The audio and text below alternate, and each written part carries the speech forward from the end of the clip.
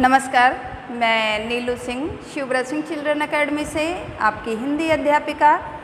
आज की इस ऑनलाइन कक्षा में आपका पुनः स्वागत करती हूं और आपकी पाठ्य पुस्तक हिंदी वसंत भाग 3 से एक नए शीर्षक के साथ आपके समक्ष उपस्थित हुई हूं। शीर्षक का नाम है भगवान के डाकिए। इसके अंतर्गत भी आप जैसे अपने पिछले शीर्षक में चिट्ठियों के बारे में आपने पढ़ा था, तो इस शीर्षक के अंतर्गत भी आप पत्र के बारे में पढ़ेंगे और इसमें इंसान नहीं बल्कि प्रकृति की जो चीज़ें हैं उनके द्वारा संदेशों का आवागमन कैसे होता है उसके बारे में बताया गया है।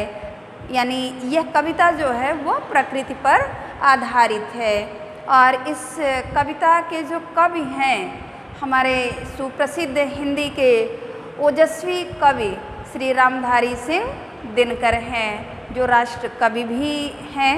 ये वीर रस की कविताओं के लिए प्रसिद्ध हैं, जाने जाते हैं। हिंदी साहित्य के जगत में दिनकर की भांति ही उदयमान है। जैसा उनका नाम है वैसा ही उनका गुण भी है। उर्वशी उनकी एक रचना है, तो उर्वशी में एक लाइन लिखी है उन्होंने कि उर्वशी अपने समय का सूर्य हूँ मैं। उन्होंने कविता की पंक्तियों में बताया है।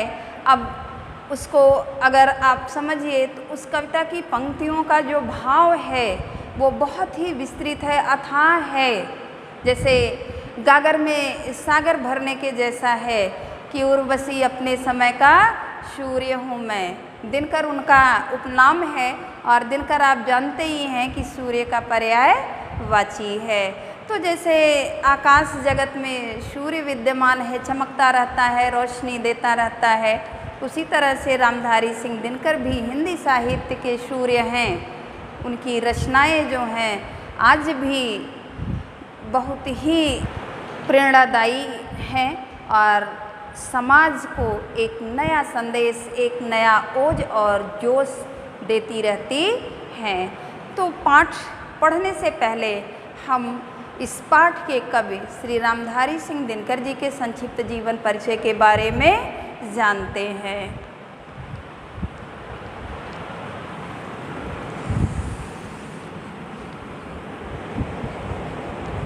कवि का जीवन परिचय।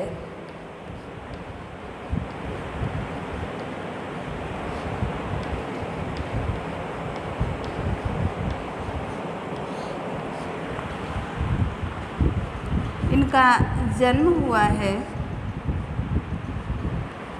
23 सितंबर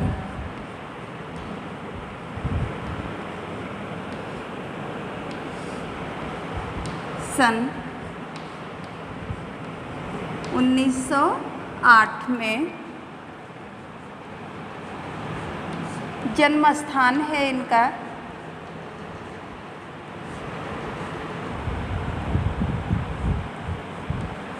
सिमरिया गांव।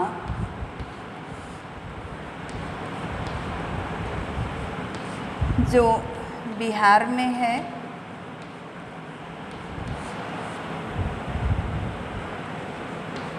इनके पिता का नाम है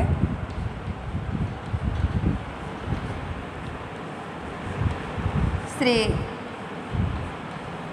रवि सिंह। इनकी माता का नाम है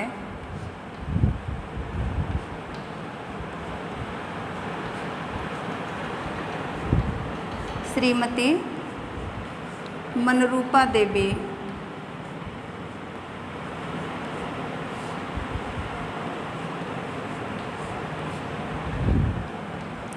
इनकी मृत्यु हुई है 24 अप्रैल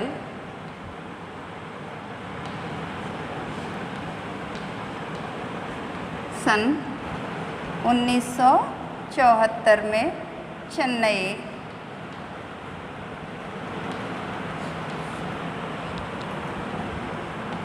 इनकी रचनाएं हैं। इनकी रचनाएं तो वैसे साहित्य जगत की अमूल्य धरोहर हैं, तो कुछ रचनाएं इनकी जो हैं, हुंकार,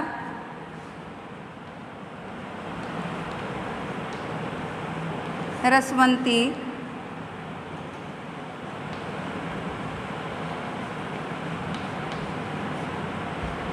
परशुराम की प्रतिज्ञा,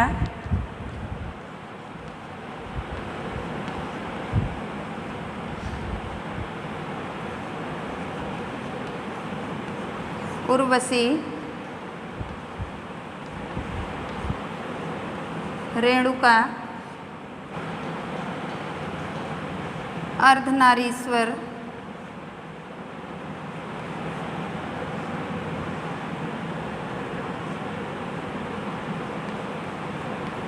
हारे को,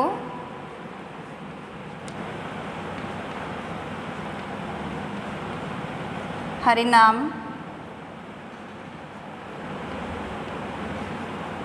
संस्कृत के 4 अध्याय,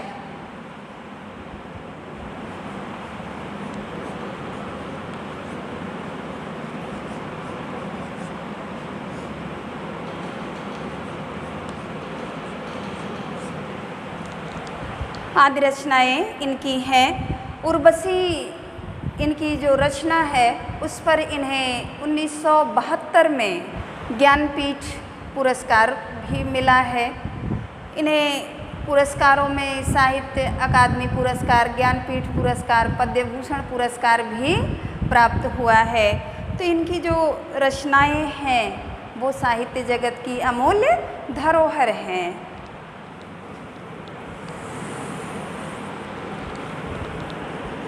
पाठ का सारांश है,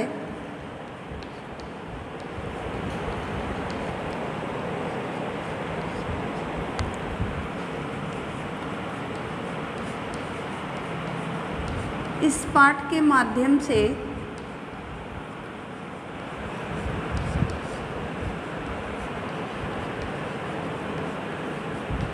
कवि ने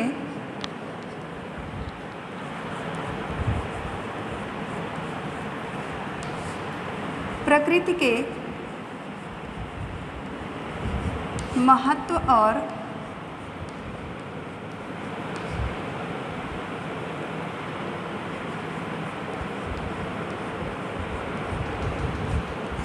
योगदान के बारे में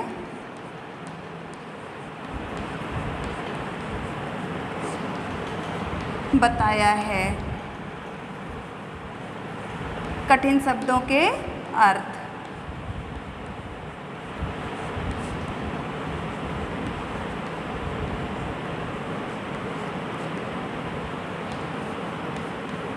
शब्द, अर्थ, बाँचना, दूसरा है आँकना,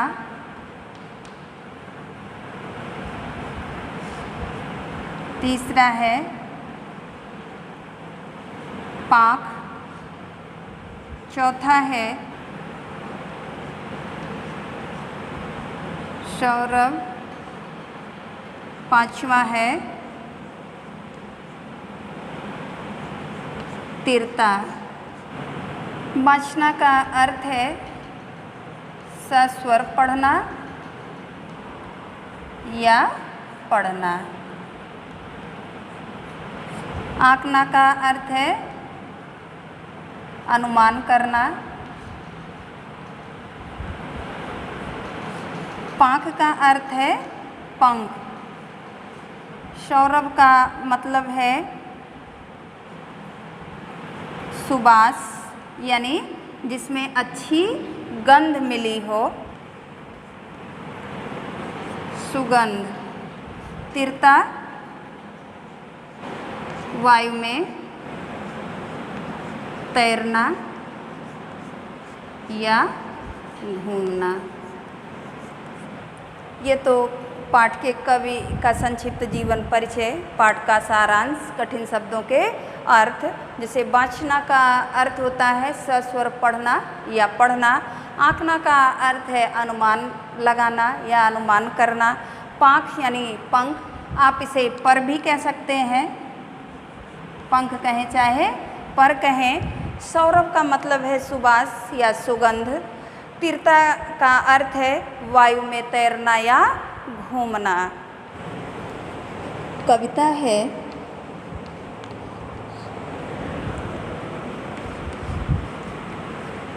पक्षी और बादल।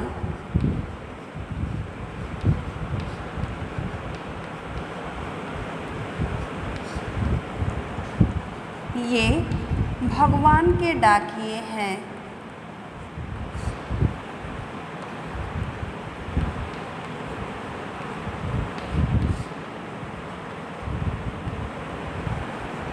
जो एक महादेश से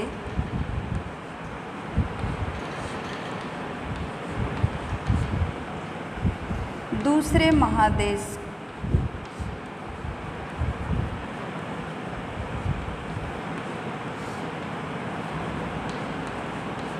को जाते हैं। हम तो समझ नहीं पाते हैं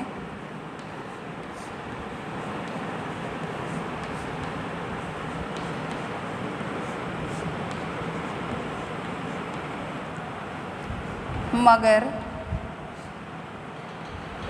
उनकी लाई चिट्ठियाँ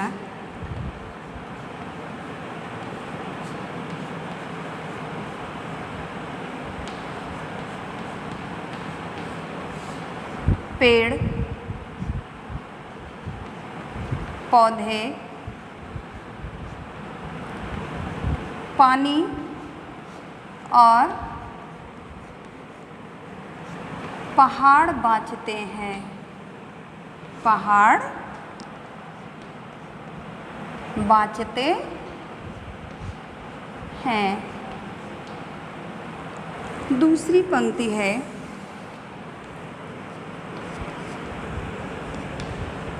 हम तो केवल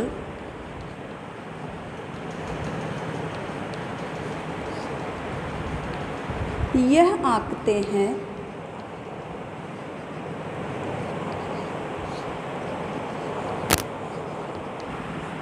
कि एक देश की धरती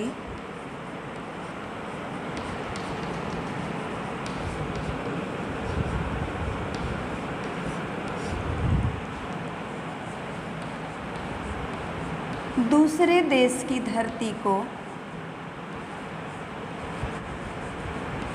देश को सुगंध भेजती है।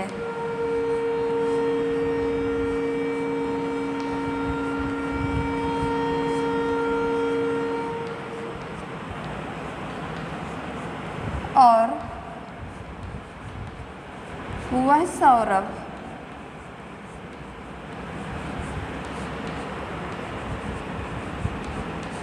हवा में तैरते हुए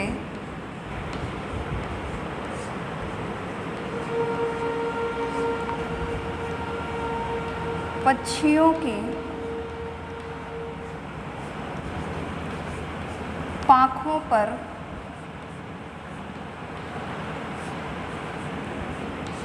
तिरता है।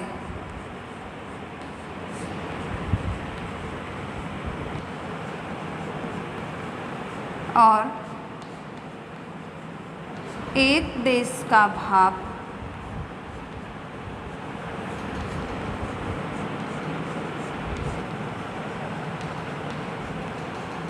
दूसरे देश में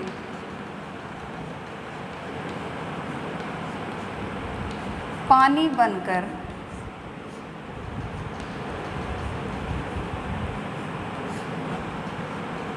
गिरता है। कविता में दो ही पंक्तियां हैं और इन दोनों पंक्तियों के माध्यम से कवि ने प्रकृति के महत्व को दर्शाने का जो प्रयत्न किया है वो काबिले तारीफ़ है। और एक एक शब्द का उन्होंने इतना बढ़िया प्रयोग किया है कि जिससे ये आप स्वयं समझेंगे कि हिंदी साहित्य जगत में उनकी क्या भूमिका रही होगी, या फिर आज भी उनकी कविताएं किस तरह से अपना योगदान दे रही हैं।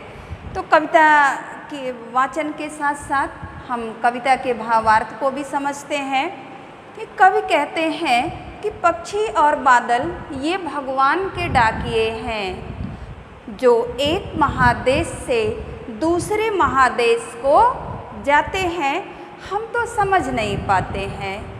कवि कहते हैं कि हम तो समझ नहीं पाते हैं, मगर उनकी लाई चिट्ठियाँ पेड़ पौधे पानी और पहाड़ बाँचते हैं। इसके पहले वाले शीर्षक में चिट्ठियों की अनूठी दुनिया में भी आपने पढ़ा था कि पत्रों का क्या महत्व है। तो उसमें एक डाकिया के माध्यम से, डाकिया को माध्यम बनाया गया था कि वो सूचनाओं का आदान प्रदान करता है, यानी चिट्ठियों को लाने और ले जाने का काम करता है। तो वो मानव जगत का प्राणी था, लेकिन ये जो है ये प्रकृति के ही प्राणी हैं।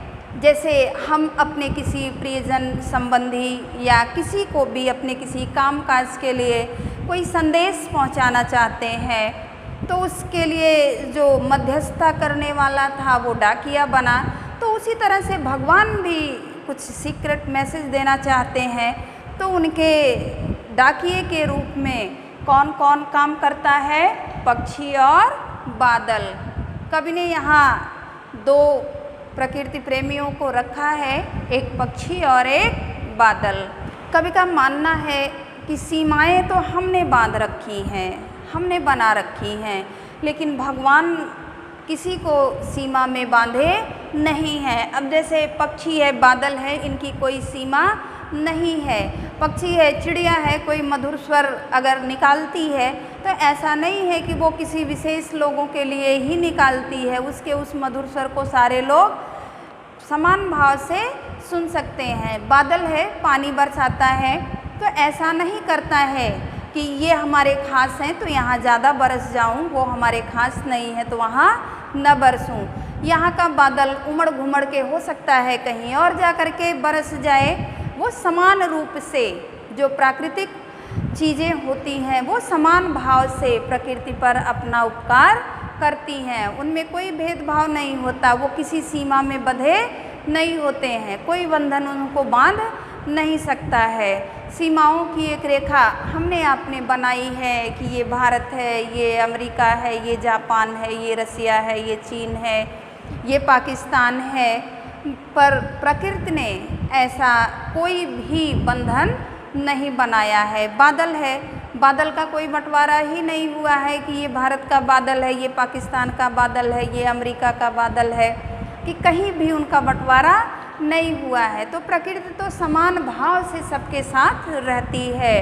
तो कवि यही संदेश इस कविता के माध्यम से हम तक और आप तक पहुंचाना चाहते हैं, पूरे समाज को देना चाहते हैं कि हमें भी भेदभाव को, जाति पाति के ऊंच नीच से हट करके समाज में एक समान भाईचारे के व्यवहार के साथ रहना चाहिए। तो उसमें इन्होंने पक्षी और बादल ये दोनों जो हैं वो भगवान के डाकिये हैं। कवि ने इन्हें भगवान का डाकिया बनाया है। अब जैसे डाकिये को आपने अपने पिछले शीर्षक में पढ़ा कि देवदूत, यानी भगवान का भेजा हुआ दूत, तो इसमें पक्षी और बादल हैं। तो कवि कहते हैं कविता की पंक्तियों के माध्यम से कि पक्षी और बादल भगवान के डाकिये हैं। ये दोनों किसके डाकिये हैं? भगवान के। डाकिये यानी संदेशवाहक। ये किसकी सूचना देते हैं? भगवान की सूचना देते हैं, अर्थात प्रकृति की सूचना, क्योंकि प्रकृति में ही भगवान का वास है। जो एक महादेश से दूसरे महादेश को जाते हैं, कह रहे हैं कि एक महादेश से यानी एक देश से दूसरे देश को जाते हैं, ये किसी बंधन में बंधे नहीं हैं कि ये भारत का बादल है या भारत का पक्षी है तो ये जापान नहीं जा सकता या चीन नहीं जा सकता, ऐसा नहीं है। ये एक देश से दूसरे देश में आते जाते रहते हैं। हम तो समझ नहीं पाते हैं। ये मानव जगत जो है, मनुष्यों की बात करते हैं, कि भाई हम तो इनकी भावनाओं को नहीं समझ पाते, मगर उनकी लाई चिट्ठियाँ, यानी वो जो संदेश लेकर के आते हैं, चिट्ठियों के अंतर्गत क्या रहता है, संदेश ही रहता है। कह रहे मगर उनकी लाई चिट्ठियाँ पेड़ पौधे पानी और पहाड़ बाँचते हैं। कह रहे उनकी लाई चिट्ठियाँ यानी उनके लाए हुए संदेश को कौन समझ लेता है, पेड़ समझ लेता है, पौधे समझ लेते हैं, पानी समझ लेता है, पहाड़ समझ लेता है। वो क्या करते हैं, इनकी लाई चिट्ठियों को वो पढ़ते हैं। बाँचते यानी पढ़ना। तो भगवान के ये डाकिए जो संदेश लेकर के आते हैं, हम मनुष्य लोग तो नहीं समझ पाते हैं, लेकिन उन संदेशों को कौन समझ जाता है, प्रकृति के और जो प्राणी हैं, प्रकृति के और जो अन्य प्राणी हैं वो समझ जाते हैं। उन्होंने उसमें कुछ उदाहरण भी दिया है कि पेड़ पौधे पानी पहाड़ आदि ये उनकी चिट्ठियों को पढ़ते हैं, उन्हें समझते हैं। चिट्ठियों को पढ़ना यानी उनकी भावनाओं को समझते हैं। दूसरी पंक्ति में कि हम तो केवल यह आंकते हैं कि एक देश की धरती दूसरे देश को सुगंध भेजती है और वह सौरभ हवा में तैरते हुए पक्षियों की पाँखों पर तिरता है और एक देश का भाप दूसरे देश में पानी बनकर गिरता है। कह रहे हम मनुष्य क्या आंकते हैं, क्या अनुमान लगाते हैं, बस यही कि एक देश की धरती दूसरे देश को सुगंध भेजती है। कह रहे हैं कि हम मनुष्य तो बस इतना ही अनुमान लगा पाते हैं कि भाई एक देश की धरती है वो दूसरे देश में सुगंध भेजती है, यानी इस धरती से जो हवा जाती है, हवाएं अपने साथ सुगंध लेकर के भी आती हैं। तो हो सकता है कि यहाँ की सुगंध वो दूसरे देशों तक पहुँचा देती हो। हम तो बस इतना ही अनुमान लगा सकते हैं। और वह सौरभ यानी वह सुगंधित हवा जो है वो किस तरह से दूसरे देशों में जाती है, हवा में तैरते हुए। यानी वह जो सुगंध है वो हवा में तैरते हुए। और दूसरा उपाय कैसे कि पक्षियों की पाँखों पर तिरता हुआ, यानी पक्षियों की पंखों पर तैरते हुए। यानी एक देश की मिट्टी की जो सुगंध है वो दूसरे देश में कैसे पहुंच जाती है, हवा के माध्यम से, हवा से उड़ते हुए या फिर पक्षियों की पंखों पर या पक्षियों के पंखों पर तैरते हुए वो दूसरे देश तक पहुंच जाती है। और एक देश का भाप दूसरे देश में पानी बनकर गिरता है। भाप से ही बादल बनते हैं और बादल पानी बरसाने का काम करता है। तो कहने का अर्थ है कि भाई एक देश का भाप दूसरे देश में पानी बनकर गिरता है, यानी बादल यहाँ घिरे, बहुत तेज़ घटा हुई, लेकिन यहाँ न बरस करके वो कहीं अन्यत्र बरस गए। तो मनुष्य तो इतना ही समझ पाता है कि भाई एक देश की धरती दूसरे देश को सुगंध भेजती है और वो भी हवा के माध्यम से, हवा में उड़ते हुए सुगंध, यहाँ की सुगंध कहीं और दूसरे देश में जा सकती है। या फिर दूसरे उपाय से भाई पक्षियों के पंखों पर तैरते हुए भी, यानी पक्षी जब हवा में उड़ते हैं तो उनकी पंखों पर उड़ते हुए भी वो सुगंध जा सकती है। या इस देश का बादल दूसरे देश में जा कर के बरस सकता है। हम तो बस इतना ही समझ पाते हैं, लेकिन प्रकृति की जो भावनाएं हैं, समान भाव का जो नज़रिया है वो हम मनुष्य नहीं समझ पाते। और उसका कारण है न समझ पाने का, क्योंकि मनुष्य का स्वभाव ही स्वार्थी है, वह अपने स्वार्थ में ही डूबा रहता है। तो प्रकृति जो हमें संरक्षित करती है, हमें ऑक्सीजन देती है, प्राणवायु देती है, हमें जीवित रखती है, हमारे रहन सहन, हमारी दिनचर्या को सुचारू रूप से चलाती है, हम उसे ही नहीं संरक्षित कर पा रहे हैं। तो उसकी भावनाओं को क्या समझेंगे या उसकी भाषा को क्या समझेंगे।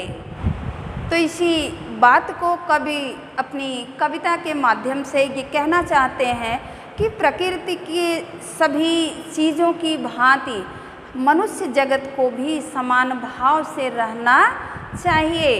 कि वो पक्षी और बादल को बताते हैं, कविता का एक सार है, मूल है, जो कि पक्षी और बादल ये भगवान के डाकिए हैं, ये एक देश से दूसरे महादेश को जाते हैं, यानी ये कहीं भी सीमा रहित हैं, इनकी कोई सीमा नहीं है, कोई बंधन नहीं है। और हम तो नहीं समझ पाते, हम तो यानी मनुष्य कि हम तो नहीं समझ पाते, मगर इनकी लाई चिट्ठियाँ पेड़ पौधे पानी और पहाड़ बाँचते हैं, यानी इनकी भाषा को वो अन्य प्राकृतिक चीज़ें समझ जाती हैं। हम बस इतना ही अनुमान लगा पाते हैं कि भाई एक देश की धरती दूसरे देश को सुगंध भेजती है, वो भी हवा के द्वारा, क्योंकि सुगंधित हवाएं जब बहती हैं तो हवा तो कहीं भी आ जा सकती है। और दूसरा माध्यम बताया कि पक्षियों की पाखों पर यानी पक्षियों के पंखों पर भी तैरते हुए वो एक देश से दूसरे देश को जा सकती हैं, या फिर एक देश का बादल दूसरे देश में जा कर के बरस सकता है, लेकिन हम प्रकृति के भावों को समझ नहीं पाते हैं। तो इस कविता से हमें यह संदेश भी मिलता है, हमें प्रकृति का संरक्षण करना चाहिए, उसका बचाव करना चाहिए, उसके बचाव के जो भी उपाय हों उस पर हमें ध्यान देना चाहिए, वृक्षारोपण भी करना चाहिए, क्योंकि ये हमारे लिए जीवन है, हमारा जीवन है। पेड़ों से ही हमें प्राणवायु, जिसे हम ऑक्सीजन कहते हैं, वो मिलती है। अगर ऑक्सीजन ही न रहे वायु में, हवा में अगर ऑक्सीजन ही न रहे तो हम सांस नहीं ले सकते हैं। तो आप अपने प्रति जिम्मेदार होइए, एक नागरिक होने के नाते, या प्रकृति का आप उपयोग करते हैं उसके नाते आपको भी प्रकृति का संरक्षण करना चाहिए। आज के वीडियो में इस पाठ का सारांश, भावार्थ और कवि का जीवन परिचय, कठिन शब्दों का अर्थ। अगले वीडियो में हम एक नए शीर्षक के साथ फिर आपसे मिलेंगे। तब तक के लिए धन्यवाद।